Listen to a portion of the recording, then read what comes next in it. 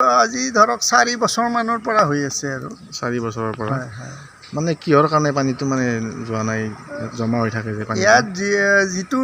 নলা আছিল সেই নলাটো বন্ধ হৈ গ'ল তাৰ ফলত এই পানীটো ইয়াতে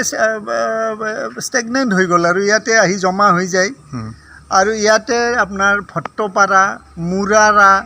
নেক্সট এই হাইৱেৰ যিমান পানী আছে চব বেক কৰে ইয়ালৈ এই অঞ্চলটোলৈ আৰু কৰি ইয়াৰ পৰা পানীখিনি নাযায় ইয়াৰে মানুহৰ আমাৰ ৰাস্তাটোত লগতে মানুহৰ ঘৰ চোতাল এইবিলাকত পানী উঠি আৰু ৰাইজৰ হাৰাশাস্তি হৈ আছে। হয় হয় বিভাগীয় কৰ্তৃপক্ষই কিবা ব্যৱস্থা গ্ৰহণ কৰা নাই নেকি এতিয়ালৈ? এতিয়া বিভাগীয় কৰ্তৃপক্ষক আমি আজি 2-3 বছৰৰ পৰা কৈ আছোঁ যে আমি আমাৰ স্থানীয় MLA ভৱেশ কলিতা ডাঙৰীয়াকো কথাটো অৱগত কৰিছোঁ। তাৰপিছত ইয়াৰ বৰ্তমান যিজন আমাৰ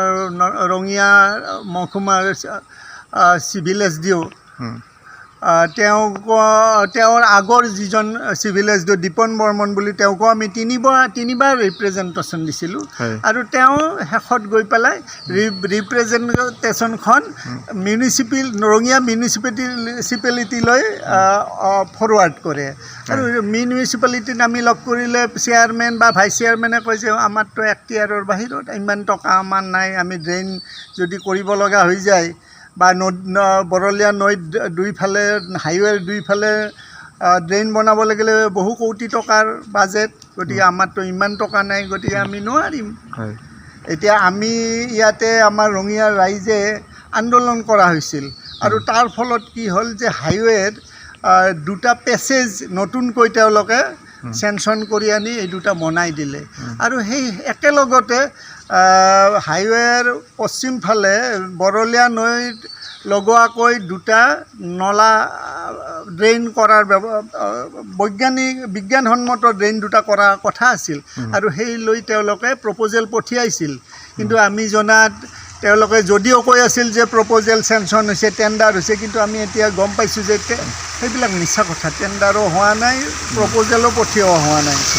এতিয়া তাৰ ফলত কি হৈছে, এই আজি এমাহ ধৰি এই বৰষুণৰ ফলত আমি ইয়াতে আৰু যে কৃত্ৰিম বানত বকাই আছোঁ আৰু আমি এই অঞ্চলৰ ৰাইজে মানে ড্ৰেইনৰ ব্যৱস্থা নথকাৰ কাৰণে মানে পানীটো ইয়াতে আহি গৈছে, ৱাটাৰ লগিং হৈছে। তাৰোপৰি যিখন আমাৰ এই প্ৰফেচাৰ কলনী বা দীপ্তিনগৰৰ দক্ষিণ ফালে যিখন ফ্লাইঅভাৰ 6 লেন ফ্লাইঅভাৰ বনোৱা হ'ল, 6 শাৰীযুক্ত যিখন উৰণীয়া সেতু বনালে, সেই সেতুৰ ৰঙিয়া ছ'চাইটি চকৰ পৰা গোটেই পানীখিনি